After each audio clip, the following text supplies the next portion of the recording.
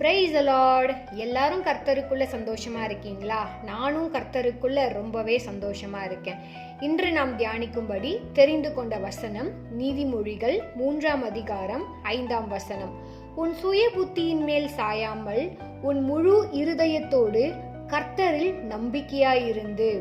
சுய புத்தி. யோசேப்பு சிறைச்சாலையில் இருக்கும் பொழுது பானபத்திரக்காரனின் தலைவனின் சொப்பனத்திற்கு யோசேப்பு அர்த்தம் சொன்னான்.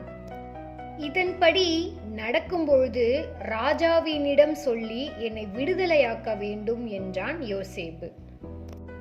ஆனால் பானபத்திரக்காரனின் தலைவன் அதை நினையாமல் மறந்து போனான்.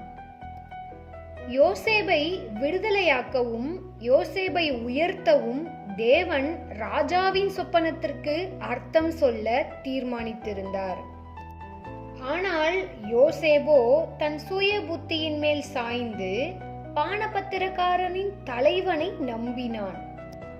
பானபத்திரக்காரனின் தலைவன் ராஜாவினிடம் யோசேப்பை குறித்து சொல்லியிருந்தால் ஒரு சில நாட்களில் ராஜா அதனை மறந்திருப்பார். ஆனால் தேவ திட்டம் அது அல்ல.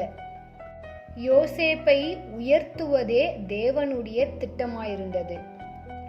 யோசேப்பை போல சுயமா யோசிக்காமல் தேவன் மேலும் தேவன் நமக்கு கொடுத்த வாக்குத்தத்தங்கள் மேலும் முழு இருதயத்தோட நம்பும் பொழுது கர்த்தர் காரியங்களை வாய்க்க பண்ணுவார்.